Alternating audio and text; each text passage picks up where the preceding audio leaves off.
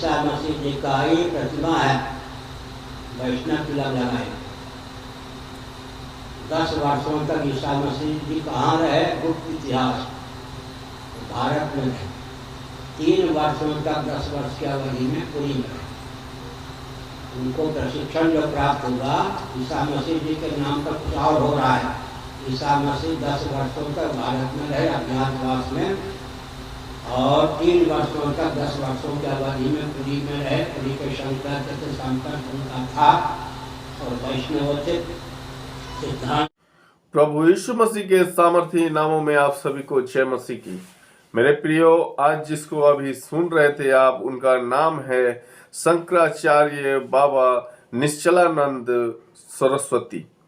मेरे साथियों, इनका एक दावा है कि प्रभु यीशु मसीह हिंदू थे और भारत में 10 साल तक बिताए और उनमें से 3 साल पुरी में भी रहे। तो मेरे प्रियो, इनके बातों में कितना सच्चाई है, इनके बातों का कोई सबूत नहीं है, ये हम देखेंगे।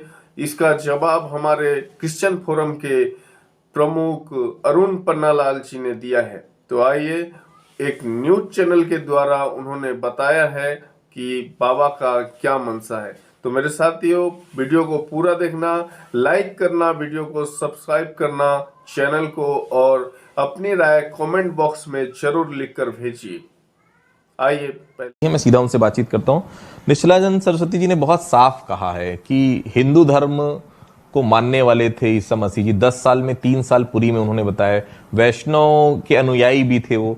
क्या कोई प्रमाण है ऐसा जो उन्होंने कह रहे हैं? हमारे पास तो ऐसा कोई प्रमाण नहीं है, पर आदरणीय निश्चलानंद जी के बयान को हम लोग एक राजनीतिक बयान की दृष्टि से देख रहे हैं। ये कोई तथ्यों पर आधारित नहीं है, पहली बात। और दूसरी बात है कि ये धार्मिक बयान भी नहीं है। धार्मिक बयान की कुछ औचित्य होती है, कुछ सीमाएं होती हैं, उनको ना उल्लंघा जाए तो बहुत अच्छा है। तो इसको हम खाली इसको एक राजनीतिक बयान के तौर पे देख रहे हैं। कोई भी बयान जब दिया जाता है तो तथ्य आधारित होना चाहिए और साक्ष्य आधारित होना चाहिए। जब तथ्य और साक्ष्य आएंगे इनके बयान के, तो ईसाई समाज भी जरूर प्रतिक्रिया देगा। हो सकता है उनके बयान में सच्चाई हो सकता है उनके बयान में कोई परिपक्वता ना हो, तो उसकी प्रतिक्रिया उस वक्त हम लोग वैसे ही देंगे। वो कह रहे हैं कि 10 वर्ष में 3 वर्ष वो भारत में रहे और वो भी पुरी में रहे, और उनकी एक मूर्ति भी है, उनका कहना है विदेश में कहीं, जो तिलक लगाए हुए हैं। ये दावा उन्होंने किया है और साफ तौर पर ये कहा है कि वैष्णव सिद्धांत के अनुयायी थे। क्या ऐसी कोई मूर्ति, ऐसी कोई बात आपको विदेश में कहीं कोई ऐसी कभी सुना हो आपने? तिलक लगाए हुए हैं और वो 10 साल जो समय नहीं मिलता, उनका कहना है कि वो कहाँ थे, वो 3 साल पुरी में, ऐसा कोई प्रमाण कभी कुछ ऐसा पढ़ा हो, आपने सुना हो? जी हाँ, मैं बड़े अच्छे से बात ये बताना चाहता हूँ। मूर्ति किसने बनाई और कब बनाई? अब किसी मूर्तिकार ने उस पर तिलक लगा दिया और आज मैं एक आध मूर्ति बना करके और उसके ऊपर क्रॉस लगा दूं तो वो भगवान नहीं हो जाएगा। ना वो कि किसी का साक्ष्य होगा, ना वो कोई तथ्य होगा। तो कौन विदेश में कैसी मूर्ति बना रहा है, क्या कर रहा है, वो सब तथ्यहीन का जो जिक्र किया, क्या आ रहा हूँ सर, उसके ऊपर भी आ रहा हूँ। हमारे ईसा मसीह के इतिहास को शायद ठीक तरीके से लोगों तक पहुंचा नहीं है, जिसको मैं सिर्फ मात्र 4 लाइन में ठीक से समझाना चाह रहा हूँ।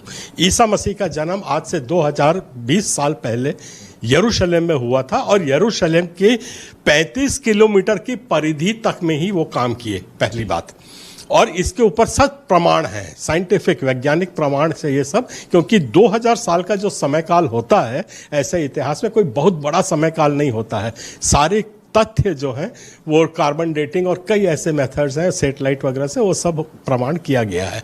तो 2000 वर्ष पूर्व के समय काल में पहली तो बात ये है कि ईसा मसीह जब पैदा हुए तो, और उन्होंने जब काम शुरू किया, वो 30 साल की उम्र में शुरू किया और 33 साल की उम्र में उनका स्वर्गारोहण हो गया। उसके पहले का भी पूरा तथ्य है। वो कहीं छोड़ के गए नहीं, ना उनने प्रचार किया, ना कोई धर्म में किया। यहां तक कि उनने बोला मेरा समय अभी नहीं आया है। जब उनके पास कुछ लोग पहुंचे कि नहीं आप हमको धर्म के बारे में बताइए, तो उन्होंने कहा नहीं मेरा समय नहीं आया है। तो उस उनके पिताजी जो थे यूसुफ, वो एक कारपेंटर का काम करते थे, सब वो फर्नीचर बनाते थे, उनके साथ वो प्रमाण नहीं मात करते रहे। तो ये ऐसा कोई प्रमाण नहीं है कि वो जब वो वहां पे करते रहे। तो देखिए, क्रिश्चियन समाज ने पूरी तरह से विजय जी खारिज किया है निश्चलानंद सरस्वती जी के दावे को। अब वो दावे कितने पुख्ता हैं, क्या प्रमाण है उनके पास, ये तो आने वाला वक्त बताएगा। लेकिन एक राजनीतिक विषय को जरूर जन्म दे दिया है कि आखिर यहां पर आकर उनको ये क्यों कहना पड़ा कि ईसा मसीह जो हैं, यीशु मसीह जिनके नाम से हम जानते हैं जिन्हें, कि वो हिंदू धर्म से ताल्लुक रखते थे। फिलहाल ये तो बिल्कुल मैं आऊंगा आपके पास। तो अतीत आने वाले भविष्य के गर्भ में है कि आखिर वो क्यों कहते हैं, लेकिन इनका साफ तौर पर कहना है कि ये केवल पॉलिटिकल बयान है, उससे ज्यादा कुछ नहीं है। ये फिलहाल क्रिश्चियन समाज का यहाँ पर कहना है। नहीं तो इनकी कोई आपत्ति है क्या आदित्य जी? कोई आपत्ति है तो दर्ज कराएं, या केवल सिर्फ यहाँ से भी एक नॉर्मल बयान दिया जाएगा? इनकी कोई आपत्ति नहीं है उस चीज को लेके? जी, कोई आपत्ति? हाँ, नहीं, मुझको कोई आपत्ति नहीं है, सब कुछ बिल्कुल अच्छा है। मेरा सिर्फ इतना ये कहना है कि जो उनने बयान दिया है उसका तथ्य पेश करें, वो तो बात हमने कर दी है।